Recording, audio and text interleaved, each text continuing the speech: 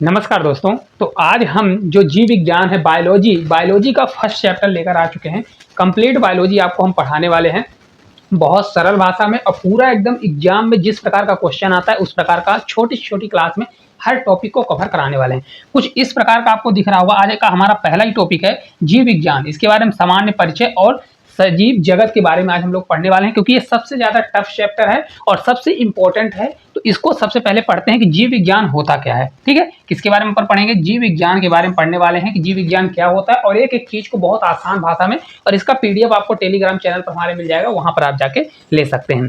ठीक है, चलिए देखिए जीव विज्ञान क्या होता है। यहाँ पर देखिए जीव विज्ञान के बारे में हम लोग सामान्य थोड़ा उसका परिचय जान लेते हैं कि जीव विज्ञान होता क्या है। देखिए यहाँ पर साफ साफ लिखा है कि जीव विज्ञान जो होता है विज्ञान की वह शाखा है जिसके अंतर्गत सजीवों और अर्थात अजीवों अर्थात जीवधारियों का विस्तृत अध्ययन किया जाता है। इसका मतलब क्या होता है? जो जीवित लोग हैं उनके बारे में स्टडी करना, अध्ययन करना ही क्या कहलाता है? अध्ययन करना, स्टडी करना ही मतलब वो जीव विज्ञान कहलाता है। जैसे अगर और आपको डिटेल में थोड़ा समझना है कि जीव विज्ञान होता क्या है, तो देखिए जीव विज्ञान दो शब्दों से किससे जीव विज्ञान मिला है? बायोलॉजी। जीव विज्ञान को क्या कहते हैं? बायोलॉजी कहते हैं। तो बायोलॉजी में दो शब्द से मिलकर बना होता है। कौन कौन सा शब्द है? तो बायोलॉजी में एक शब्द आपका दिखता है, देखिए बायो दिखता है, एक आपका है लोगस। कौन सा है? लोगस। ठीक है, तो बायोलॉजी में दो शब्द है, बायो है, एक है लोगस। ठीक है, तो बायो का अर्थ होता है, क्या होता है? बायो का अर्थ होता है जीवन। जीवन मतलब क्या होता है? लाइफ। क्या होता है? जीवन मतलब लाइफ होता है। और लोगोस का मतलब होता है अध्ययन करना, स्टडी करना। क्या होता है? स्टडी करना। तो यहां से निकल के आता है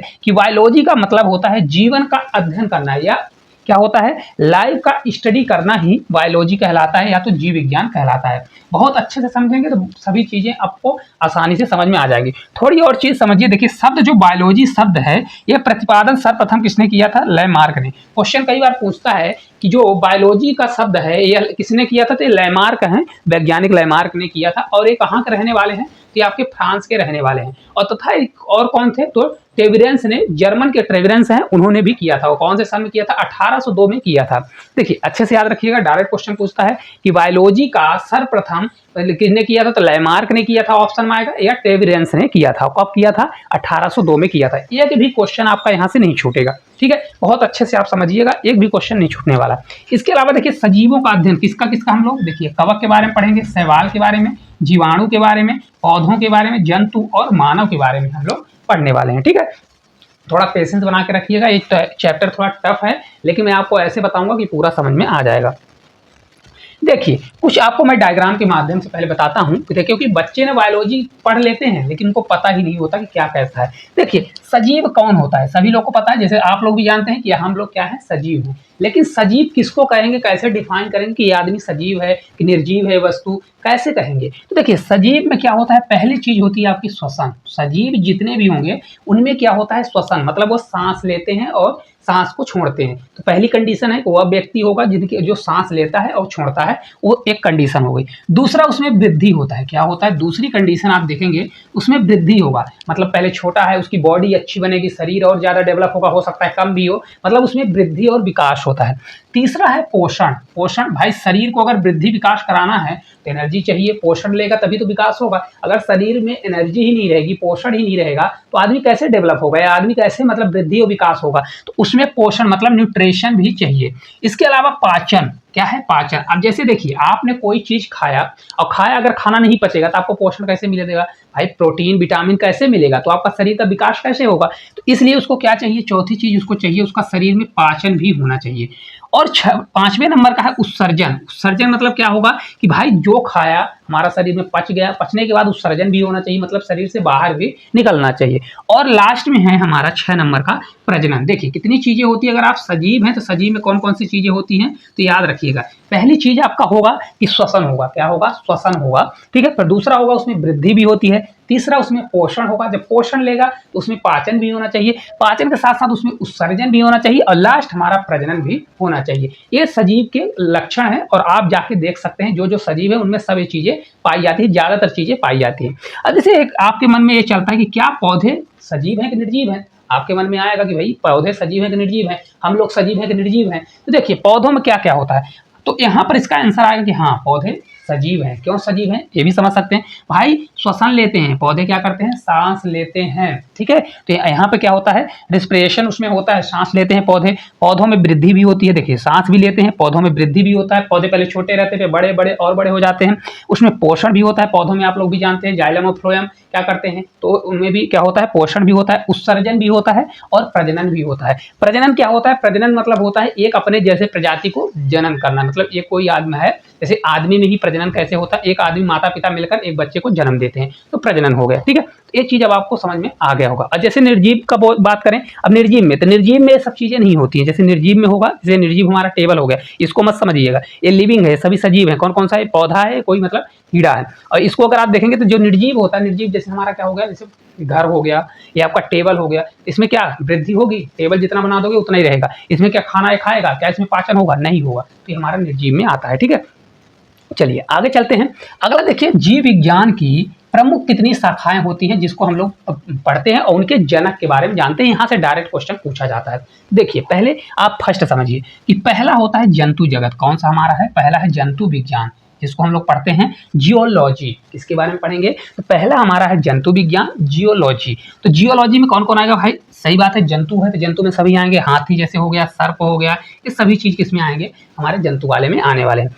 इसमें क्या है, अरस्तु, इसका क्या है, तो देखिए इसको अगर अच्छे से हम लोग पढ़ें, देखिए इसके जनक कौन है, तो जंतु विज्ञान के जनक अरस्तु हैं। कौन है, अरस्तु जी हैं। देखिए इनकी पुस्तक का नाम कभी कभी डायरेक्ट पूछता है कि जंतु विज्ञान मतलब जियोलॉजी के जनक कौन है, तो आप बताइएगा अरस्तु हैं। इससे क्वेश्चन बनेगा कि इनकी पुस्तक का नाम क्या है, तो इनकी पुस्तक का नाम है हिस्टोरिया एनिमलियम, ठीक है। और इन्होंने इस पुस्तक में क्या किया है, लगभग 500 प्रकार के जंतुओं का वर्णन किया है। क्या किया है, लगभग 500 प्रकार के जंतुओं का वर्णन किया। कितने प्रकार के, 500 प्रकार के। इसलिए इनको जंतु विज्ञान तथा जीव विज्ञान का जनक माना जाता है।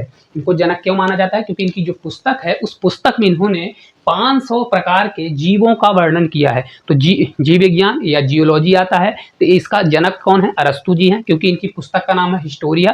तो इससे याद रख सकते हैं कि इनकी पुस्तक जो है, उन्होंने अपने पुस्तक में 500 जीवों का वर्णन किया है, तो इसलिए उनको जीव विज्ञान का जनक माना जाता है। बन जाएगा। चलिए एक पहला समझ में आ गया। दूसरा हमारा है वनस्पति विज्ञान। क्या है, वनस्पति विज्ञान, जिसको हम बॉटनी समझते हैं, क्या होता है। दूसरा हमारा आ गया वनस्पति विज्ञान, बॉटनी। देखिए इनका जनक कौन है, तो इनके जनक की हम बात करें तो थियोफेस्टस हैं। कौन है, थियोफेस्टस हैं। इनकी पुस्तक का नाम क्या है, हिस्टोरी ए प्लांटनम। क्या है, तो ये प्लांटरम है। इन्होंने भी अपनी 500 प्रकार के पौधों का वर्णन किया, इसलिए इन्हें वनस्पति विज्ञान का जनक माना जाता है। इन्होंने जीव जंतुओं पर किया, क्या किया, इन्होंने जीव जंतुओं पर 500 जंतुओं के ऊपर वर्णन किया और इन्होंने 500 पौधों के ऊपर वर्णन किया, इसलिए इनको वनस्पति विज्ञान या बॉटनी का जनक किसको माना जाता है, थियोफेस्टस को माना जाता है। इससे भी डायरेक्ट क्वेश्चन बनेगा, डायरेक्ट 2 क्वेश्चन बनेगा कि वनस्पति विज्ञान के जनक कौन है, थियोफेस्टस हैं। इनकी पुस्तक का नाम, तो पुस्तक का नाम आप बताइए। इन्होंने अपनी पुस्तक क्यों माना जाता है, क्योंकि इन्होंने 500 पौधों का वर्णन किया है, ठीक है। लास्ट है जिसको ज्यादा पढ़ने की जरूरत नहीं है, ये हमारा तीसरा है सूक्ष्म जीव। क्या है, सूक्ष्म जीव और कोशिका विज्ञान। क्या है, छोटे छोटे जो जीव होते हैं और कोशिका विज्ञान के बारे में हम लोग पढ़ने वाले हैं। तो देखिए इस सूक्ष्म जीव और विज्ञान, इसमें जिसको माइक्रोबायोलॉजी बोला जाता है, इसके जनक की हम बात करें तो कौन है, एंटोनी वॉन ल्यूवेनहॉक। कौन है, एंटोनी वॉन ल्यूवेनहॉक जी हैं। और इसको क्या, कोशिका विज्ञान जो इसको बोला जाता है, साइटोलॉजी के जनक कौन है, रॉबर्ट हुक हैं। देखिए इसको अच्छे से पढ़िएगा। देखिए जो सूक्ष्म विज्ञान होगा, इसमें 2 है, सूक्ष्म जीव और कोशिका विज्ञान। तो सूक्ष्म जीव के कौन है, तो सूक्ष्म जीव के हैं Antony von Leeuwenhoek. Direct question बनेगा, तो एंटोनी वॉन ल्यूवेनहॉक जी हैं। किसके हैं, सूक्ष्म वाले के। और अगर आपका कोशिका विज्ञान का पूछेगा तो कोशिका विज्ञान के रॉबर्ट हुक हैं, क्योंकि बच्चों से बहुत गलती होती है। तो यहाँ से डायरेक्ट आपका हर पेपर में कितने क्वेश्चन बन गए, कम से कम यहाँ से 5 से 6 क्वेश्चन आपके फिक्स हो गए एक स्लाइड से, ठीक है। तो इसकी मत करिए, बहुत अच्छे से आपको मैं पीपीटी भी तैयार करा दूंगा, मैं दे दूंगा, तो आप उससे वहां पर रिविजन कर लीजिएगा, ठीक है। चलिए देखिए अगला हमारा है जीवधारियों का वर्गीकरण। देखिए धरती पर इतने ज्यादा जीवधारी हैं कि उनको याद रखना या उनके बारे में समझना इतना बहुत डिफिकल्ट था, सभी के बारे में पढ़ना याद रखना। तो लोगों ने क्या किया भाई, जीवधारियों का वर्गीकरण, क्लासिफिकेशन ऑफ लिविंग ऑर्गेनिज्म, क्या करना पड़ा कि भाई उनका क्लासिफिकेशन किया गया। कौन कौन सा, देखिए कोशिका मतलब सेल के हिसाब से, ऊतक मतलब tissue group of the cell के हिसाब से, अंग के हिसाब से, अंग तंत्र और जीवन। एक प्रकार से अगर आप समझें तो इसको आप ऐसा समझ सकते हैं। देखिए कैसे समझ सकते हैं, जीव ऑर्गन्स। देखिए इसको ऐसे समझ सकते हैं जैसे हमारा शरीर, जैसे घर बनाते हैं तो किससे बनता है, सबसे पहले एक ईंट जोड़ेंगे, फिर आप सीमेंट सब चीज़ें लगा लगा के जोड़ जोड़ के घर तैयार करते हैं। उसी प्रकार से हमारा कई कोशिकाएं होती है, कई कोशिकाओं को मिलकर क्या बनता है, ऊतक। लिखा है ना, ग्रुप ऑफ द सेल। जब बहुत सारी सेल मिल जाती है तो उसको ऊतक बोला जाता है, टिश्यू। और जब बहुत सारे ऊतक मिलते हैं तो अंग बनता है। क्या बनता है, अंग बनता है। और बहुत सारे जब अंग मिल गए तो अंग तंत्र, हमारा बॉडी बनता है। और उसी को क्या बोला जाता है, जीव। एक मतलब जीव, किसी का नाम। जैसे मनुष्य की कोशिका है, बहुत सारी कोशिकाएं मिली मनुष्य का, तो मनुष्य का ऊतक बनेगा। बहुत सारे ऊतक बनेंगे तो मनुष्य का एक अंग बन जाएगा। जैसे लीवर हो गया, किडनी हो गया, एक अंग बन जाएगा। और बहुत सारे जब अंग, जैसे अलग अलग अंग हैं, फिर सभी अंग एक साथ हो जाएंगे तो उसको अंग तंत्र बोला जाएगा। और उसी को जब पूरा एकदम कंपैक्ट, मतलब पैक फुल हो गया तो उसको जीव बोला जाता है। ठीक है, चलिए आगे चलते हैं। अगला देखिए, वर्गीकरण और एवं वर्ग की। देखिए टैक्सोनॉमी, इसके बारे में बहुत ज्यादा बच्चों को नहीं बनता। देखिए शब्द टैक्सोनॉमी का प्रतिपादन सबसे पहले, देखिए क्वेश्चन यहां से बनेगा, एपीडी कैडोले ने किया था। किसने किया था, एपीडी कैडोले ने किया था। टैक्सोनॉमी मतलब वर्गी की या वर्गीकरण का जो शब्द है, टैक्सोनॉमी का प्रतिपादन सबसे पहले कौन किया है, एपीडी कैडोले ने किया था। इसको आप याद रखिएगा। ठीक है, अब देखिए, जीवों के आधुनिक वर्गीकरण की शुरुआत कैरोलस लीनियस, किसने, आधुनिक जो अभी का जो समय है, आधुनिक की शुरुआत कैरोलस लीनियस ने की थी। और कैरोलस लीनियस को वर्गीकी का पिता, फादर ऑफ द टैक्सोनॉमी कहा जाता है। अब देखिए यहां से क्वेश्चन बनेगा कि जो टैक्सोनॉमी का प्रतिपादन है वो एपीडी कैडोले ने किया था, लेकिन यहाँ पर जो वो है फादर ऑफ द टैक्सोनॉमी, तो कौन है father of taxonomy, Carolus Linnaeus को माना जाता है। किसको माना जाता है, कैरोलस लीनियस को। तो यहाँ पर गलती मत करिएगा, जो टैक्सोनॉमी का प्रतिपादन एपीडी कैडोले ने किया था, लेकिन कैरोलस जो लीनियस है ये क्या है, फादर ऑफ कौन है, टैक्सोनॉमी है। ठीक है, अब देखिए इन्होंने क्या किया, इन्होंने पहचान, उसका वर्गीकरण किया और नामकरण दिया। क्या क्या चीजें दिया, तो उसको आइडेंटिफिकेशन किया, क्लासिफिकेशन और नाम, उनका नामकरण किया। ठीक है, ये सब चीजें दिया। तो जो कैरोलस लीनियस ने सभी जीवों के वर्गीकरण के लिए 2 भाग बताए थे। कौन सा, पहले 2 भागों में विभाजित किया। कितने भागों में, तो पहले कैरोलस लीनियस ने 2 भागों में विभाजित किया। पहला भाग कौन सा है, देखिए यहां से आपको थोड़ा दिख रहा होगा, पहला यहाँ भाग है पादप जगत। ठीक है, इसको प्लांट किंगडम पहला भाग है, देखिए यहाँ पर दिख नहीं रहा है, पहला आपका भाग है प्लांट किंगडम। ठीक है, और दूसरा भाग आपका था, पहले 2 ही भाग में किया गया था। पहला हमारा है पादप जगत और दूसरा हमारा है जंतु जगत। कौन सा है, जंतु जगत है, एनिमल किंगडम। तो पहले 2 भागों में किया गया। अब अच्छे से पूरा एक एक को पढ़ते हैं। देखिए यहाँ से क्वेश्चन बनेगा, शब्द टैक्सोनॉमी किसने दिया, तो एपीडी कैडोले ने दिया। इसके अलावा द फादर ऑफ टैक्सोनॉमी कौन है, कैरोलस लीनियस जी हैं। ठीक है, इन्होंने क्या क्या दिया, पहचान बताई, वर्गीकरण किया और नामकरण, नाम उनका रखा। कैसे नामकरण होता है, द्वि नाम जो पद्धति होती है उसके बारे में हम लोग बात करेंगे। चलिए अब देखिए यहाँ से जगत वर्गीकरण का विकास। ठीक है, इसके बारे में बच्चों का बहुत ज्यादा डर लगता है क्योंकि ये थोड़ा है टॉपिक, हाई फाई माना जाता है। अब देखिए पहले 2 जगत का वर्गीकरण, पहले हम लोग 2 जगत का पढ़ेंगे, यहीं से पूरा आपका कंफ्यूजन दूर हो जाएगा। यहाँ से क्वेश्चन बनता है, ये 3 जगत है और ये आगे चल के आपका हमारा क्या है, 5 जगत है। कौन सा है, 5 जगत है। तो पहले मैं क्या पढ़ूंगा भाई, 2 जगत हमने अभी देखा। 2 जगत में कौन कौन सा है, देखिए 2 जगत जो है हमारा, किसने, तो कैरोलस लीनियस ने क्या किया, कैरोलस लीनियस ने पादप जगत और जंतु जगत। पादप किससे रिलेटेड होगा, देखिए बोलने का पादप है, लेकिन ये समझिए पेड़ पौधे, पादप मतलब पेड़ पौधे, और जंतु मतलब जंतु जिसमें जीव जंतु आएंगे। जंतु हम लोग भी किसमें आते हैं, जंतु में आते हैं। तो बहुत से लोगों को यही पता नहीं रहता कि जंतु किस में आते हैं। तो जंतु जैसे भेड़ बकरियां हो गई, हाथी हो गया, ये सब जीव जंतु आएंगे। मनुष्य उसी में आएगा, ये सब जीव जंतु। ठीक है, सांप हो। और ये पादप कौन से हो गए, जो पौधे होंगे। ठीक है, तो ये आपका पादप हो गया। तो पहले किसमें, 2 जगत में वर्गीकरण किया गया था, किसने किया, कैरोलस लीनियस ने। और ये पादप जगत, प्लांट किंगडम और एनिमल किंगडम, इसमें 2 जगत है, याद रहेगा ना, 2 जगत। अब इसके अलावा फिर जब 3 जगत वर्गीकरण आया, इसको अर्नेस्ट हैकल ने किया था। किसने किया था, तो ये 3 जगत, देखो ये जगत आया, फिर इसके बाद उसने और कुछ वर्गीकरण किए, उनमें थोड़ा और चेंजेस हुई, तो इसमें 3 जगत बना दिया गया। तो अर्नेस्ट हैकल ने किया। देखिए है बहुत डिटेल, लेकिन मैं आपको शॉर्ट में पढ़ा रहा हूँ, इसलिए इसको आपको याद ही करना पड़ेगा। देखिए अर्नेस्ट हैकल ने किया, कब किया था, अर्नेस्ट हैकल जो है ये 3 जगत किए। तो इसमें एक पादप पहले से था और जंतु भी हमारा था, क्योंकि एक जंतु और पादप कैरोलस लीनियस ने बनाया था 2 जगत। इसमें उन्होंने कौन सा जोड़ दिया, तो इन्होंने तीसरा ये जोड़ दिया, प्रोटिस्टा को। किसको जोड़ दिया, प्रोटिस्टा को जोड़ दिया। ठीक है, इसमें ये सिर्फ एक जोड़े थे, कौन सा, प्रोटिस्टा। तो देखिए यहाँ से आपको अंतर पता चल गया भाई, पहले पादप और जंतु था और इसमें जो इन्होंने जोड़ा अर्नेस्ट हैकल ने, तो अर्नेस्ट हैकल ने प्रोटिस्टा को जोड़ दिया। तो ये 3 हो गया। ठीक है, अब 3 भी हम लोग ने पढ़ लिया। तो आगे अब देखिए है 5 जगत वर्गीकरण। अब देखिए ये क्वेश्चन कई बार आता है कि 5 किंगडम किसने किया, 5 किंगडम में कौन कौन आता है। तो देखिए 5 किंगडम जो है आर्यच विटेकर ने किया था, ये 1969 में। कब किया था? तो RH व्हिटेकर ने 1969 में किया था। देखिए यहाँ पर पादप जगत तो रहेगा ही, प्लांट किंगडम, जंतु एनिमल भी रहेगा और प्रोटेस्टा, तीन ठो तो यही रहेंगे। लेकिन इसमें जुड़ा कौन कौन सा है? मोनेरा जुड़ा है और कवक जुड़ा है। कुछ इस प्रकार का आपका डायग्राम भी दिख रहा है। और कवक तो आप लोग समझते ही, कवक आप लोग भी वो खाते होंगे, क्या बोलते हैं उसको, तो ये आपका कवक है ये, और ये मोनेरा है। तो इसमें दो जोड़ा। अब देखिए आपको डिटेल करते बन जाएगा। देखिए पहला कैरोलस लीनियस ने 2 दिया, प्लांट और एनिमल दिया, ठीक है। फिर इसके बाद अर्नेस्ट हैकल जी आए, तो प्लांट और एनिमल दोनों था, उसमें जोड़ दिया प्रोटेस्टा। कौन सा जोड़ दिया? प्रोटेस्टा जोड़ दिया। फिर 5 जगत किंगडम आया, यहीं से आपका कंफ्यूज दूर हो जाएगा। तो RH व्हिटेकर ने किया, और इसमें क्या क्या जोड़ दिया? तो आपका प्लांट था, एनिमल था और प्रोटेस्टा भी था, लेकिन इसमें मोनेरा और कवक को जोड़ दिया। तो अब आएगा क्वेश्चन, बनेगा ना, पूरा बन जाएगा। हाँ, तो देखिए अब RH व्हिटेकर द्वारा प्रस्तावित वर्गीकरण के मापदंड कुछ इस प्रकार से। जो RH व्हिटेकर थे, तो उन्होंने अपना जो वर्गीकरण है वो किसके माध्यम से किए? देखिए कोशिका संरचना के माध्यम से किए थे, शारीरिक संरचना के माध्यम से, पोषण की प्रक्रिया के माध्यम से, प्रजनन की प्रक्रिया और जाति वृत्ति के माध्यम से किए थे। तो ये कभी कभी क्वेश्चन आ जाता है कि जो RH व्हिटेकर थे, इन्होंने जो वर्गीकरण किया है कौन कौन से माध्यम से? तो कोशिका संरचना, उनकी कोशिका को देखते हुए संरचना के एनालिसिस किए, शारीरिक संरचना के हिसाब से, पोषण की प्रक्रिया के हिसाब से, प्रजनन के हिसाब से और जाति वृत्ति संबंध के हिसाब से उन्होंने इसका वर्गीकरण किया था। तो यहाँ से भर भर के क्वेश्चन आते हैं, थोड़ा डिफिकल्ट टॉपिक है, 1-2 बार आप पढ़िएगा तो 100% आपको याद हो जाएगा। हालांकि बहुत आसान है और आपको याद हो जाना चाहिए। चलिए आगे देखिए, अब हम लोग पढ़ते हैं कि 5 जगत का त्वरित अवलोकन क्या है। तो जो एक क्विक ओवरव्यू हम लोग देखते हैं किसका? 5 किंगडम का, ठीक है। 5 किंगडम में हम लोग क्या पढ़ने वाले? देखिए मोनेरा है, प्रोटेस्टा है, कवक है और पादप है, जंतु है। हमने अभी पढ़ा ना।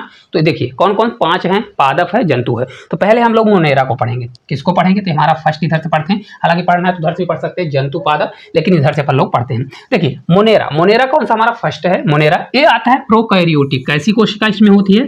प्रोकैरियोटिक कोशिका होती है।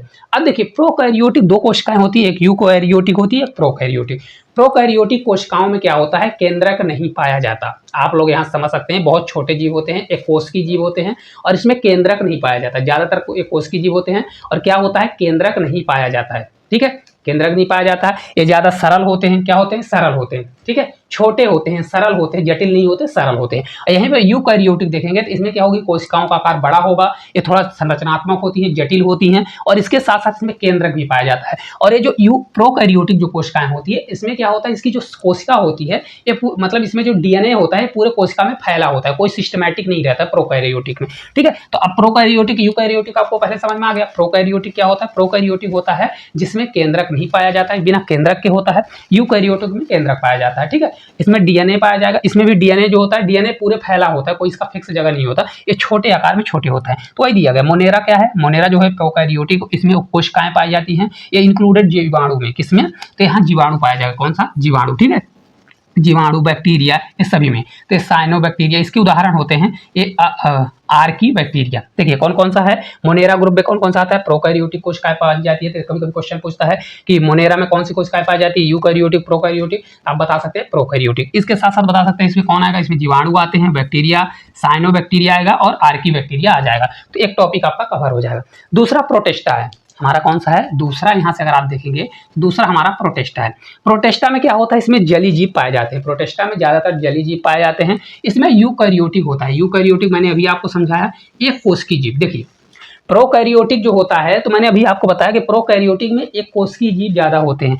जो यूकैरियोटिक, ऐसा ना समझ लीजिए कि यूकैरियोटिक बहुकोशिकीय हो जाएगा उसमें है, तो नहीं, ऐसा नहीं होता। यूकैरियोटिक में भी एक कोशिकीय जीव होते हैं। तो जो प्रोटेस्टा होता है, तो प्रोटेस्टा में यूकैरियोटिक पाया जाएगा। कोशिका कैसी पाई जाएगी? यूकैरियोटिक, लेकिन एक कोशिकीय जीव होंगे। कैसे जीव होंगे? एक कोशिकीय। जैसे इसके उदाहरण है अमीबा, प्लाज्मोडियम और पैरामीशियम। तो प्लाज्मोडियम, पैरामीशियम, इसके डायरेक्ट उदाहरण पूछता है कि प्लाज्मोडी जो प्रोटेस्टा है, तो प्रोटेस्टा में और किस प्रकार की कोशिका पाई जाएगी? यूकैरियोटिक पाई जाएगी। किस प्रकार के जीव हैं? एक कोशिकीय जीव है। इसके साथ इसमें कौन कौन से उदाहरण है? तो याद रखिए 3 उदाहरण बहुत इंपॉर्टेंट है। अमीबा है, प्लाज्मोडियम है और पैरामीशियम है। इसके अलावा ऐसा भी याद रख सकते हैं, देखिए यूग्लिना पादप तथा जंतु के बीच कड़ी का काम करते हैं। ये याद रखिए, रखना है, नहीं तो इंपॉर्टेंट है, आपको तो याद रखना ही पड़ेगा, ठीक है। कुछ डायग्राम यहाँ पर आपको दिख रहा है, तो डायग्राम भी देख सकते हैं। इन सभी बैक्टीरिया जीवाणुओं का आपका डायग्राम दिया गया है। यहाँ पर देखिए किसका दिया गया है? अमीबा का। ये किसका डायग्राम है? अमीबा का दिया गया है, ठीक है। इसके अलावा अब देखिए कवक को पढ़ते हैं। तीसरा हमारा क्या दिया गया है? कवक के बारे में हम लोग पढ़ते हैं। तीसरा हमारा कवक है। अब देखिए कवक जो होते हैं विषम पोषी होते हैं। कैसे होते हैं? तो ये विषम पोषी होते हैं। ठीक है। विषमपोषी ये मृत जीवी होते हैं। कैसे होते हैं? मृत जीवी होते हैं, सड़े गले कार्बनिक पदार्थ पर निर्भर होते हैं। मतलब ये विषमपोषी, कोई इनका ऐसा नहीं है। और ये मृत जीवी जो सड़ गल जाते हैं ना, मृत मतलब सड़े गले सामान, सड़े गले कार्बनिक पदार्थों पर निर्भर होते हैं, मतलब उसी को खाकर अपना जीवन यापन करते हैं। कवक आप लोग खुद ही समझते होंगे। इसमें मशरूम आता है, जैसे आप लोग बहुत सब्जी खाते हैं मशरूम की, तो मशरूम है। ईस्ट, ईस्ट भी होता है, ठीक है। और पेनिसिलियम, ठीक है। तो इसका उदाहरण है, ईस्ट को याद रखिए और मशरूम को याद रखिए, बहुत फेमस है। देखिए कवक में कौन कौन आएगा? तो कवक में यहाँ पर मशरूम आएगा, ईस्ट आ जाएगा, पेनिसिलियम आ जाएगा। और एक किस प्रकार के जीव होते हैं? मृत जीवी, एक प्रकार से मृत जीव, मतलब सड़े गले जीवों को खाते हैं। अब हमारा पादप और जंतु आ गए, ठीक है।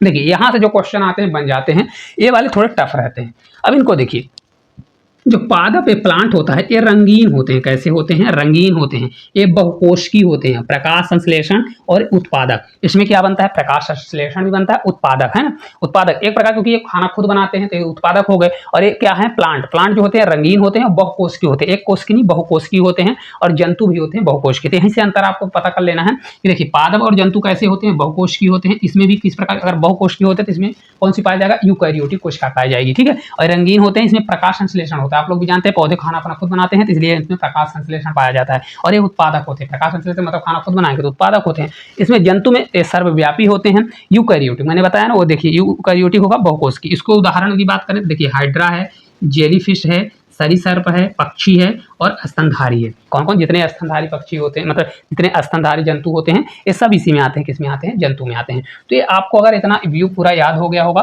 तो बहुत अच्छी बात है ना। एक दो बार रिवीजन करिए, क्योंकि ये हर बार यही क्वेश्चन आता है और सिलेक्शन वाला टॉपिक यही है, ठीक है। चलिए आगे चलते हैं। अगला देखिए, देखते हैं कि नॉलेज, देखिए थोड़ा इसमें क्वेश्चन हम देख लेते हैं, जिससे अभी हम लोग जितना पढ़े उनसे रिलेटेड थोड़ा हम लोग क्वेश्चन भी देखते हैं। देखिए पहला क्वेश्चन कुछ इस प्रकार से, जीव विज्ञान का पिता या बायोलॉजी फादर किसे जाना जाता है? ये एनटीपीसी 2021 का क्वेश्चन है, ठीक है। तो इसका राइट आंसर अभी हमने पढ़ा, अरस्तु को। किसको माना जाता है? अरस्तु का। देखिए एक नंबर यहाँ तुम आपका फिक्स हो जाएगा पढ़ेंगे तो। दूसरा है, वनस्पति विज्ञान के जनक कौन है? एसएससी 2019 में पूछा है, कौन है? तो थ्रियोफेस्टस है। कौन है? थ्रियोफेस्टस है। देखिए मैंने आपको उतना पढ़ाया, उसमें क्वेश्चन भी देखिए कैसे आते हैं, उसको भी मैं बता रहा हूँ, ठीक है। इसके अलावा देखिए, निम्नलिखित में से किस किताब में थ्रियोफेस्टस ने 500 प्रकार के पौधों का वर्णन किया है? तो देखिए ये हिस्टोरिकम कौन सी है? Plant turn. कौन सी पुस्तक है? तो हम इसको भी अपन पढ़ चुके हैं, प्लांट टर्न में। ये तो सभी में जुड़ा रहता है, प्लांट टर्न याद रखें, क्योंकि ये पौधों से रिलेटेड है। क्योंकि देखिए 500 प्रकार के पौधों का वर्णन किया, तो प्लांट टर्न कौन सा है? प्लांट टर्न है। तो देखिए यहाँ से भी बन जाएगा। देखिए 5 जगत वर्गीकरण डॉट डॉट द्वारा प्रस्तावित किया गया था। देखिए अभी हमने पढ़ा ना, 5 जगत तो किसने किया था? आर.एच. व्हिटेकर ने। किसने किया था? आर.एच. व्हिटेकर ने 5 जगत किया था। अभी हम लोग ने 5 जगत के बारे में पढ़ा भी है, ठीक है। फिर देखिए बोल रहा है, वर्गीकरण की द्विजगत पद्धति किसने प्रतिपादित की और दोनों जगत को प्लांटी और एनिमलिया नाम दिया? किसने दिया था? दो जगत था, सबसे पहले किसने दिया था? कैरोलस लीनियस ने दिया था। देखिए डायरेक्ट क्वेश्चन ऐसे ही बनता है कि कैरोलस लीनियस ने दिया था, ठीक है। इसके अलावा देखिए, कोशिका विज्ञान किससे अध्ययन से संबंधित है? तो जो कोशिका विज्ञान होगा, कोशिका विज्ञान में किसका अध्ययन किया जाएगा? कोशिका का अध्ययन किया जाएगा। एसएससी 2021 में पूछा गया था। तो ये क्वेश्चन यहाँ से बनते हैं, इस प्रकार के क्वेश्चन आते हैं। तो आपको मैंने दिखा दिया, क्वेश्चन भी ऐसे बनते हैं। तो इसको पूरा रट के जाइए या तो पढ़ के जाइए, ठीक है। चलिए आगे चलते हैं। अगला देखिए थोड़ा और क्वेश्चन, इस सेट नंबर हमारा सेकंड है। देखिए क्वेश्चन नंबर 7 हमारा कुछ इस प्रकार का है कि डॉट डॉट कोशिका विज्ञान के जनक के रूप में जाना जाता है। जो कोशिका विज्ञान के, अभी हमने बताया जब लास्ट में हमने पढ़े थे, सूक्ष्म जीव वाला और किसका? कोशिका विज्ञान। तो कौन है? रॉबर्ट हुक है। कौन है? कोशिका विज्ञान का, यहाँ पर गलती मत करिएगा। कोशिका विज्ञान के जनक कौन है? रॉबर्ट हुक है। 3 जगत वर्गीकरण किसने दिया था? तो एक ग्रुप डी 2018 का क्वेश्चन है। अर्नेस्ट हेकल ने। किसने दिया था? तो अर्नेस्ट हेकल ने दिया था। इसको याद रखिएगा, किसने दिया था? तो अर्नेस्ट हेकल ने दिया था, ठीक है। याद रखिएगा, अर्नेस्ट हेकल जो है आपका राइट आंसर हो जाएगा। इसके बाद पशु और पौधों के बीच जुड़ने वाली कड़ी डॉट डॉट है। कौन सी जुड़ी है? यूग्लिना है। कौन सी है? यूग्लिना, ठीक है। इसको याद रख लिएगा, इंपॉर्टेंट क्वेश्चन है, हम लोग बीच में नहीं पढ़ पाए हैं। देखिए इसका क्या होगा? पशु और पौधों के बीच जुड़ने वाली कड़ी कौन सी है? बीपीएससी का क्वेश्चन 2019 का है, ये यूग्लिना है। इसके अलावा अर्नेस्ट जो हैकल ने 3 जगत वर्गीकरण में किसे सम्मिलित नहीं किया था? तो किसको नहीं सम्मिलित किया? देखिए इसने किस, जो 3 जगत वर्गीकरण था, तो इसने क्या कर दिया था? जंतु था, पादप था, और किसको? प्रोटेस्टा को ऐड किया था। तो मोनेरा ना होगा, और एक कवक भी था, तो कवक को भी इसने ऐड नहीं किया था। तो इसमें मोनेरा ऑप्शन नहीं दिया, लेकिन हमारा राइट आंसर होगा मोनेरा। इसको नहीं किया था, मोनेरा। देखिए व्हिटेकर जो थे, वर्गीकरण के अनुसार निम्न में से कौन सा एक जगत का वर्गीकरण किए? तो किसका? ये जीवाणुओं का। किसका किए थे? व्हिटेकर जो थे, जीवाणुओं का, ठीक है। ये दिया है सिस्टेमा नेचुरे पुस्तक के लेखक कौन है? देखिए आरआरबी जेईई 19 का क्वेश्चन है, कैरोलस लीनियस किसने किया था? कैरोलस लीनियस ने। तो यहाँ से देखिए ये इंपॉर्टेंट है क्वेश्चन। तो इस प्रकार हमने इसका क्वेश्चन भी करा दिया और आपको पूरा ये मतलब जितने इसमें अभी इसका टॉपिक बचा हुआ है, ठीक है। तो अभी मैं इतना ही पढ़ाता हूँ क्योंकि इसकी मैंने क्वेश्चन भी करा दिया और आपको अगर आप देखते हैं, अगर आपको क्लास अच्छी लगती है, इसी प्रकार की क्लास देखना, तो मैं इसको छोटी-छोटी क्लास में पूरा कवर कराऊंगा, पूरा बायोलॉजी आपको पढ़ाने वाला हूँ। देखिए अभी आगे बचा हुआ है, देखिए कुछ इस प्रकार का, इसकी शाखाओं के बारे में कल पढ़ेंगे, आप लोग जब कमेंट करेंगे। अभी हमने इतना पढ़ लिया है। तो ये क्लास आपको किस प्रकार से लगी कमेंट करके जरूर बताइए। अगर अच्छी लगती है और आपको पूरा बायोलॉजी इसी प्रकार से पढ़ना है, पूरे नोट्स के साथ, पीडीएफ के साथ, तो एक प्यारा सा कमेंट करिए। चैनल पर नए हैं तो चैनल को सब्सक्राइब करिए, साथ साथ इस वीडियो को ज़्यादा से ज़्यादा शेयर करें। तो आज के लिए इतना ही, धन्यवाद।